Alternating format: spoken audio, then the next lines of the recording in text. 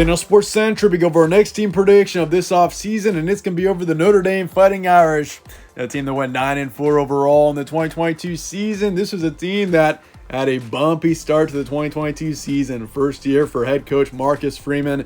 This team was 3-3 in their first 6 games, but this was a team that improved dramatically over the course of the 2022 season, finishing out 9-4. And this team has got some high expectations once again as we look forward to 2023. How will this team be in 2023? Could this team once again be in the college football playoff in the 2023 season?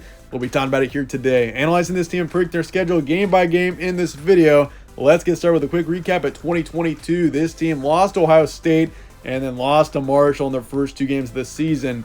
That was concerning, especially after the loss to Marshall. That's just not a team that Notre Dame should be losing to. It's just not something you'd usually see. But this team was 0-2 to start the season, and Marcus Freeman was receiving a little bit of heat there after the first 2 games, but they came back, beat Cal in week 3, 24-17, and then had a solid win against North Carolina on the road, 45-32. Beat BYU 20-20. So this team was 3-2 heading into that Stanford game, and things were looking up, but then they lost to Stanford 16-14. Definitely more growing pains there. Stanford, a pretty terrible team. That's also a team that this team just should not have lost to. So they had a couple of confusing losses for sure in 2022. But after that, things were much better. They beat UNLV in dominant fashion, beat Syracuse 41-24, beat Clemson 35-14. Clemson was a team that also improved a lot over the course of 2022. And so at that point in the season, both teams were playing fairly well. And Notre Dame, a huge win, 35-14. Beat Navy and then shut out Boston College 44-0. Took on USC in the last game of the regular season. They hung in there for a while, but USC just was the better team in the end, and Trojans won it 38-27. So the record was 8-4 heading into the Gator Bowl. Took on South Carolina, which South Carolina was a hot team heading into that matchup. You consider how they beat Clemson and Tennessee in their last 2 games of the regular season. Just insane what South Carolina did there at the end of last season. And it was a back-and-forth game. Definitely one of the best bowl games of the bowl season. And the Irish won it in the end 45-34. So final record 9-4. And this team definitely, you consider the improvement over 2022 and everything. A couple of the transfers coming in. This team has got some high expectations. Looking forward to 2023. And with that, let's look at the roster preview heading into the season. So Drew Pine is already gone. He has transferred out, which is really not of our concern anymore. You got Sam Hartman coming in from Wake Forest, star quarterback who definitely raises the ceiling of this team. I like him quite a bit. He's got experience, and he brings, once again, tremendous potential to this offense. The backfield does lose Logan Diggs. He's transferring off to LSU, but at least you got Audric Estime coming back, which last season he put up over 1,000 yards and 12 touchdowns. So that's going to be huge having him back. But between Logan Diggs and Estime last season, they combined for over 2,000 yards of offense and 18 touchdowns. So if Estime can take another step up, he could be one of the best running backs in the nation. So keep an eye on that. You also return your 3rd in rushing from last season / wide receiver, as he's listed on the depth chart, in Chris Tyree. You lose your top tight end, Michael Mayer, who was outstanding at his position, over 800 yards of offense, 9 touchdowns last season. You also lose Lorenzo Styles, your 2nd wideout, but you do have Jaden Thomas coming back. So there's some good depth in the receiving core.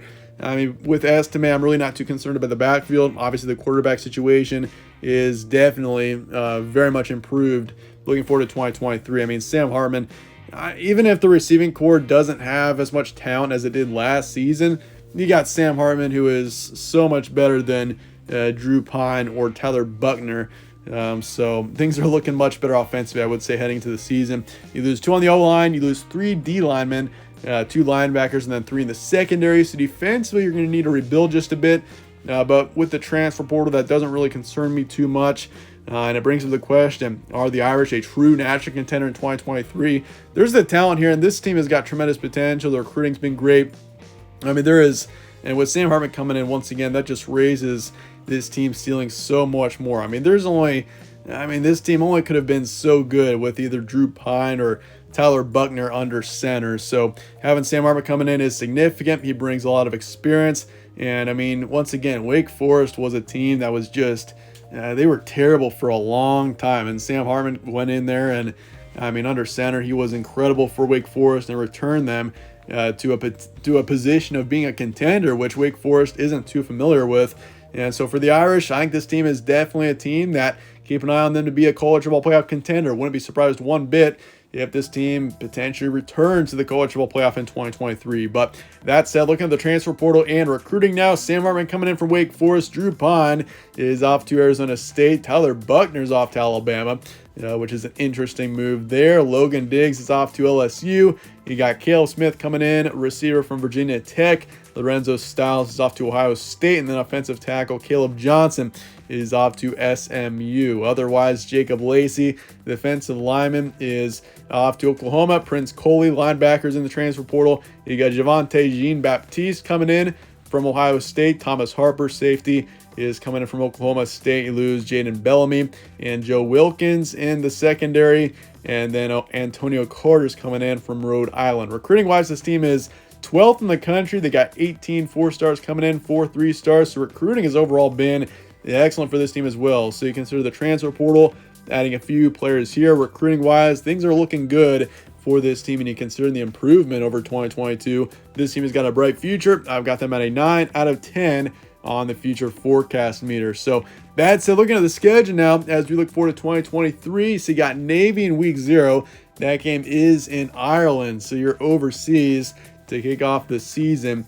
It's kind of interesting how the schedule is set up here, because half of your games are within September. So I mean, you're going to be halfway done with your season by the time we even hit October. So I mean, your bye week doesn't even come until late October, and of course you've got 2 byes because you're playing in week 0. So you got a bye in late October and then early November. So it's kind of a weird schedule. But looking at your first 4 games, Navy, Tennessee State, NC State, and Central Michigan. I do think you beat Navy pretty easily. Same with Tennessee State. Should be a 2-0 start to the season. I mean, Navy's a very beatable team. That should be a win there in Ireland. And then NC State on the road. NC State's an interesting team. I don't have super high expectations for them. Now that Devin Leary's out of there, he's now with Kentucky. But yeah, NC State should beat them on the road. I'm going to say it's a close win because it's on the road there in what is week 2. But I do think you beat them. Then Central Michigan, easy win there. So it should be a 4-0 start to the season. Then you got Ohio State. This is a huge game here. The Buckeyes, your first big opponent that you face. And I do have you beating Ohio State. That's going to be a solid team next season. Obviously, Kyle McCord now in at quarterback. They've got a couple of question marks still, but I do think having Ohio State at home there, I think the energy is going to be there in the stadium. It's going to be a tough place to play for the Buckeyes. And so for Notre Dame, I think you beat them. And then you go on the road to Duke. This is a dangerous game. Duke last season was very much improved. I could see them being a decent team in 2023 once again. So I'm going to say it's a close game, especially coming off of the high of beating Ohio State, but you do beat Duke there.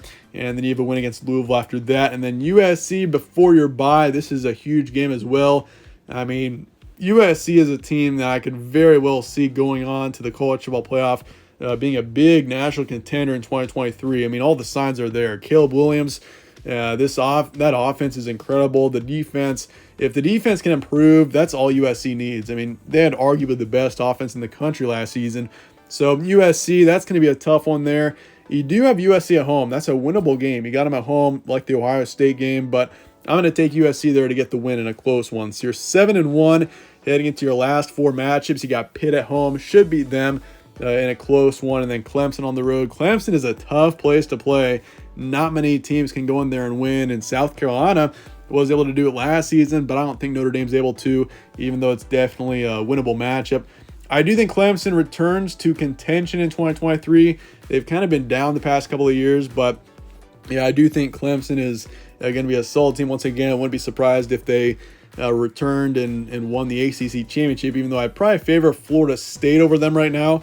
But Clemson still should be a really good team. And I'm going to favor Clemson there to win that one. And they got Wake Forest and Stanford. Wake Forest is a team that I do think kind of falls off a bit, losing Sam Hartman. And that's going to be a fun matchup there, considering Sam Hartman facing his former team in the second to last week of the regular season. He got him at home.